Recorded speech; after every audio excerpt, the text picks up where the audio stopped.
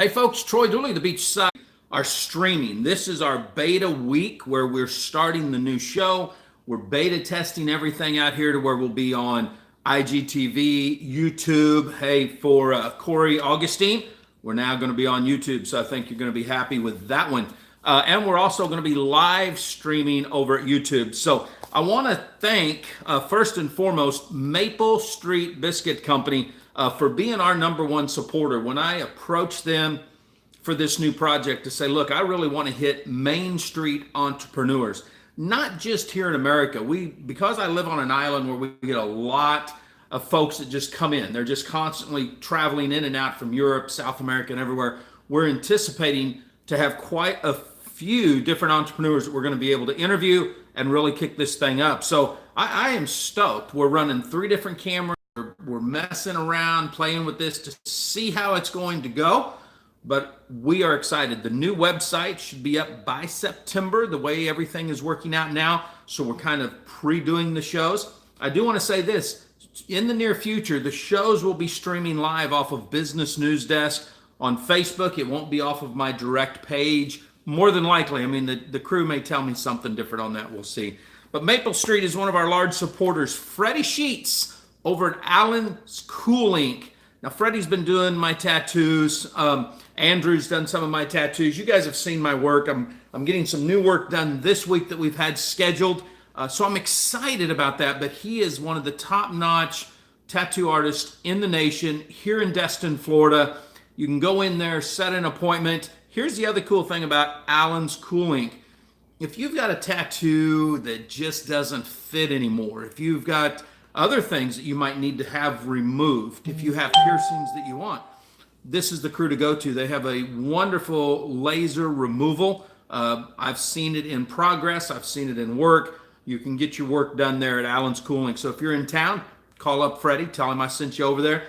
Probably won't get you a discount, but he may tell you some stories about me. So you can go there. Also, the DS Edge.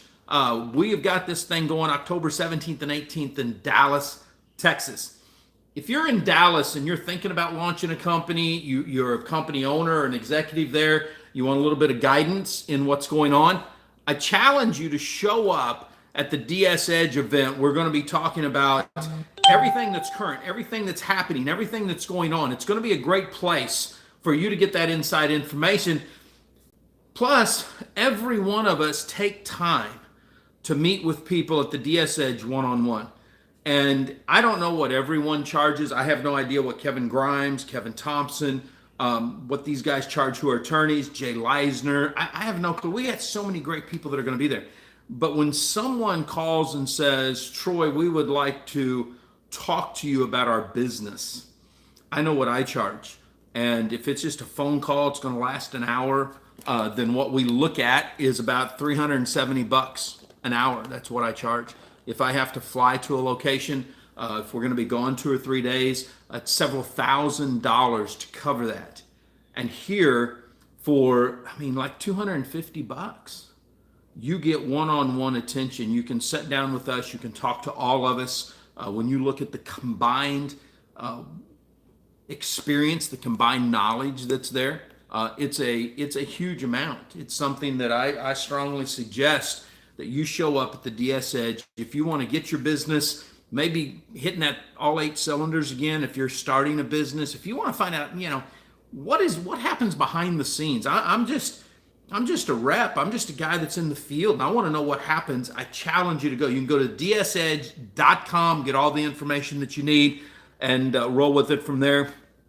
Also, Larry and Taylor Thompson, the first Gig Economy Summit is coming up in September. They've been a huge supporter of mine. I just love these two. Larry is really pushing and helping companies understand how to build, how to get that gig economy there. And I'm going to talk a little bit later about gig economy versus side hustle. But this is going to be an important part. And then my number one supporter, someone who from day one has just been there, and that is my lovely wife, Paige. You can go to Amazon, you can go to some bookstores, you can pick up her books, but she has been my biggest fan, my biggest supporter, and she's always there for me. And today, she and some of the girls are sick. and we're getting this thing done anyway, and then we'll be headed to the house to take care of everything else that's going on. So I'm excited about that. Hey, I want to talk about some stuff, and you guys can see when we put this up, we're going to be talking about company specifics in some areas today, because I'm very concerned about a few things that we've been reading out there on the internet, and I think you guys need to be concerned about them too. Looking at the crypto economy, looking at what's going on. As soon as crypto started its rise again, and you know, we've gone from about $4,800 a BTC up to today it's been bouncing 999, 10.1, 999, 10.1. It's doubled. And as soon as that happens, then you have all the craziness that comes back out into the world. It just everything. And one of the companies, brands, apps, whatever you want to say, is one called Cloud Token Wallet. I'm seeing a lot of buzz, a lot of hype. So we did a little due diligence. Haven't dug deep into this, but I went over to the Apple Store, because that's the greatest place to look. And there's literally nothing there. This company is based internationally. There's nothing fancy about it. They use a lot of hype, a lot of fancy marketing terms. But let me tell you a short story. This week, one of my good friends had one of his wallets hacked and lost $7,000. If you're not in a top-notch wallet, if you're not utilizing best of practices, companies that are up on the regulation side of it, they've been pioneers in the blockchain technology and the security and the wallet side of this, and you don't want to do business with them. I don't care who they are. Okay, they have to prove themselves out. When all these companies that are internationally can be hacked, and we see all these coins disappear, then you've got to be careful where you're putting your money. Coinbase, phenomenal. Uphold, phenomenal. Some of the other big names out there that are great. You know, blockchain itself, great. Blockchain.com, good companies. There's some processors out there like BitPay, BitGo. Some of these where you can work. Study, and I'm not going into detail. What I'm saying is, when I see the hype around, oh, get in here, you're going to make lots of money. Give us $500. It's going to turn into $50,000. Number one, they're not legal in the United States if they're doing that. You do not give any of your Bitcoin, any of your other crypto to anyone. Your wallet, your money, your BTC, your whatever. I don't care if you're using E-Trade and you're selling stocks or buying stocks. Whatever, that's your money. The company can never touch the money. I've got clients, and we're very strict on this. The regulations are clear. You cannot touch other people's money. As soon as you do, you literally go into a security situation. You go into things where we have black and white laws on this stuff. So you do not want to get into that. If you're in a company where they say, hey, you give us the money, we tie it up for 6 months, it's in a big wallet, we all have it. No, okay? I've been messing with this for a long, long time. A lot of you guys know the person that taught me the most about crypto has earned hundreds of millions of dollars in this. He taught me how to take the crypto, moving into hard assets. There's a whole strategy here. If you're into the crypto, you don't just give your access to someone else, give your money to someone else. I've had former clients that's had to be shut down, that are being liquidated, where listen, this is how bad this gets. I had a gentleman yesterday. You would know him, big time influencer in the direct sales arena. One of the companies that he was co-owners in did billions in sales. And he calls me on the phone and says, Troy, I've got these 3 goons that are coming to me for money because we were all in a crypto company that went south, and now they're holding me responsible. You don't want this, okay? You don't want to get involved in a company that if it looks too good to be true, if it's a lottery deal, if it looks like a roulette table, get away from it. Okay, you don't want to play in this. This isn't a gamble. Another company that's come up this week, and we're doing a lot of due diligence on this company. I followed this company for a while, and it's Carrot Bars. Carrot Bars in 2017, 2018 did a white paper. They were going to launch a crypto token that was backed by gold. If you guys know, Carrot Bars is in the gold business. They come from Germany. They finally started to really solidify their U.S. presence. They got an address, potentially an office. I just haven't been there, so I don't want to say for sure. But they got an office in New York. They finally established a location for their crypto coin bank that's in Miami.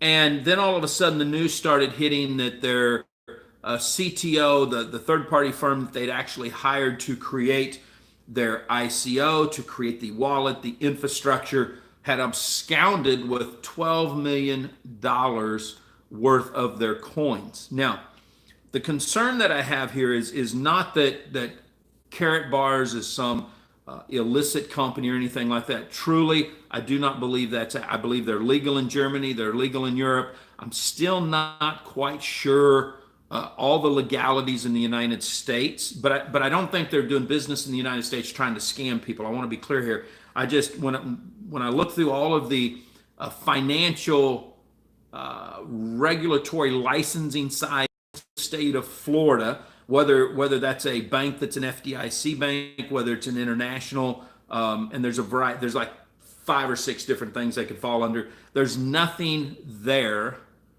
for Carrot Coin Bank at all. There are 2 incorporation filings. One, they actually changed their name, where the president of Carrot Bars has filed with the Secretary of State in the state of Florida. So obviously, if nothing else, they're in the process of getting this done. But the hype that I see is that, oh my gosh, this bank launched and they're a fully licensed bank. And I see no federal charter that has been issued. I see no state charter that's been issued. So I don't know what the terms licensed bank, fully licensed bank means. And then when I find that one person, this is from Carrot Bars themselves, one individual person had access to the wallet, that there were no safeguards in place, that there were no catch gaps here, and they were able to purportedly take $18 million that belonged to you guys. That raises concerns because of the I don't know what really happened. Is it he said, she said? What are the facts? We want to see the specific facts, because there are times when stories start to spin because the initial project that people thought they were going to be able to accomplish, they can't accomplish. It fails. So instead of saying we failed, all of a sudden, oh my gosh, man, we were right there. We were about ready to go. And all of a sudden, somebody just stole the money. So I don't know. I mean, I'm seeing stuff written all over the place. I'd like to see the facts. We're trying to get into the European court system. It's a little different than what the U.S. court system is. So we're working with some of our strategic partners there to see, have there been court cases filed? Was there police reports done? Any of that type of stuff. We really want to be on top of that for you guys. So we're going to follow this story a little bit further. I'll let you know exactly what's going on, where it's at. Also, there was another story, and I reported on this earlier. I think it was last week. I wasn't going to report on this today, but I just thought of it again. I think this is very important. If I can literally find what I'm looking for. This had to do with crypto too. This was a company. They're still in business internationally. They're not really doing business here in the States right now, if I'm not mistaken. This is live. We get to do this because it's a beta. So I get so many messages that sometimes trying to literally find what it is I'm looking for. Here it is right here. We reported a few weeks ago that, I'm trying to think where we pulled the report. Here's the report right here. This is where we pulled it. Came from the Philippines. No, it came from Thailand is where it came from. And it was a report that we did based on some stuff that we were seeing running it was all over the place. And we thought, okay, we better check on this. Johns Barksdale had been arrested for running a Ponzi scheme. It was awful. It was bad. Here's the deal. There was some not mistaken identity, just mistaken facts. The police worked very hard, very fast to get on top of this, to protect their citizens in their country. And then when the full truth came out, John and his crew had done nothing that broke the law. They were able to show where the miscommunication was, where this individual thought that he had been screwed when really everything was there. John is a longtime entrepreneur, longtime international entrepreneur, been in the business. Not always have I agreed with him, but if we report a story and then the facts come out that is somewhat different than the story that was reported originally, we want that information out there, and that's what we're doing right now, because whether it's John, whether it's me, doesn't matter who it is, all the facts need to come out in a situation. You don't just leave half-truths out there. Otherwise, you might as well just be running around doing a fake news report, and I hate that with a passion. Hey, what is the gig economy? What is a side hustle? These are questions that we get all the time. With Larry Thompson, John Fleming, and these guys really pushing the gig economy. When you look at some of the big time company owners that are out there, everyone's talking about the gig economy. You got to sit there and question and say, hey, am I in the gig economy? The gig economy, my opinion, looking at all the facts, it is really the overreaching area that companies such as Uber, Amazon, some network marketing companies, Lyft, Airbnb. This is the gig economy. It covers a lot of spectrum, some stuff that we haven't even gotten into yet. But the difference between the gig economy and the side hustle is you. You're the one looking for the side hustle. Maybe you are driving for Lyft, or you're driving for Uber, or you're driving for one of at least 6 different rideshare companies that now have some type of a multi-level compensation structure. Maybe you are with Amazon and you've got an Amazon store or an Etsy store or a Shopify store. You're the one that's looking for the side hustle. When you look at some of the new compensation tweaks that are taking place, you see that it's all about acquiring the customer. In a side hustle, you get paid for making the sale. I've got some relatives and they work for DoorDash, I think it is, or something Grub. I don't know. It's a delivery of food service. And I think Uber now has Uber Eats that's out there. So these are side hustles inside the gig economy. So when you start looking at the gig economy, you're going to see several other things that can be there. Matter of fact, K&E Travel is a company that is what we classify in the gig economy. They can give a side hustle. You can become a travel agent and you can make money on the side, marketing the different trips and all that stuff, not building organizations. Now, this is where we get a little tricky, because over the years, network marketing, direct sales, MLM, whatever you want to call it, has been the huge thing. People have said, hey, this is why this is so great, is because you've got residual income for life.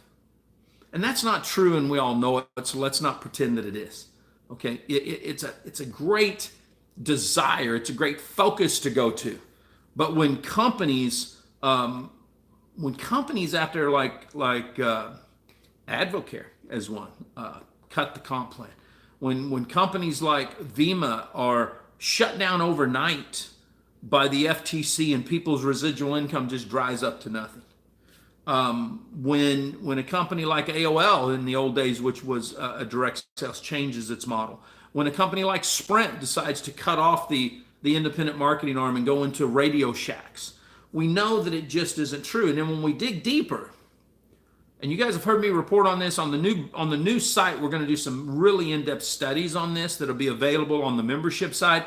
But one of the things that you guys have to realize is that in 1986, the tax code got changed that made direct sellers taxable as independent contractors by companies. Now, what that basically means is that you're a statutory non-employee, which means you're a work for hire. Matter of fact, in our bonds new policies, it literally has something that almost states you're a work for hire. We can terminate you at any time. Most policies say that. So when we look at this and we look at the shift, we look at the change, yes, we're in the gig economy. Yes, it's a side hustle.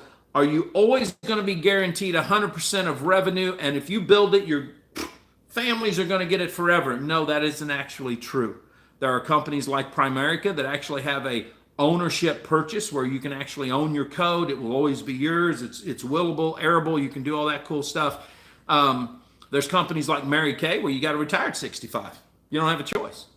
So you need to push out, look for that, look and understand that network marketing, direct sales, party plan, whatever you call it, is probably part of the gig economy.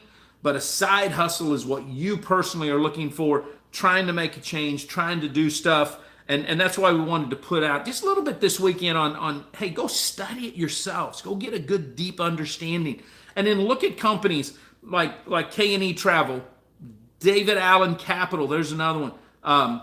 Keller Williams, there's another one. Exit Realty. These are ones that you can make most of your money selling the products or the services. Build a little bit of organization if you want to, because they have ways of doing that. It's pretty cool when you look at that. But hey, here's another one real quick, and I'm going to let you guys go. I've got a sick wife, sick daughter, and it happens to be Lena's banquet from last year's gymnastics event this weekend. So she said she had to get a dress, get her nails done, and all that stuff, so we want to cover it. But there's been some talk this week. I had some talk with some influencers saying, hey, are folks that are in the gig economy, these people looking for side hustles, Main Street, if you will, business people, are they really entrepreneurs? Are they business persons? Are they hobbyists? Are they independent professionals? What are they? And as I did some study, and I challenge you to do this study too. Sometimes we take common words and we think we know the definition of those common words, and then we don't. See, an entrepreneur, that would be the guy that launches the company that you're marketing for. Prime example, let me go back up to the top of the show where I was talking about Freddie Sheets. Freddie isn't the entrepreneur. Whoa, Troy. No. Alan Dixon, who started Alan's Cool Inc., he's the entrepreneur. He's the one that put his butt on the line, went out and leased the building, went out and bought the equipment, went out and put the store in, went out and found talent like Freddie Sheets, who has his own studio inside of Alan's. You say, well, Troy, what is Freddie? Freddie started out as a hobbyist. Started out as an apprentice. And studied an art, studied the craft, and learned and grew it. And now we could say that he's a business person, meaning he has his own business. We could also call him an independent professional because he goes out and he doesn't just stay at Allen's. He'll go to events, he goes to shows, he does his stuff. He could take another gig somewhere else if he wanted to and leave Allen's behind, but he wasn't the entrepreneur.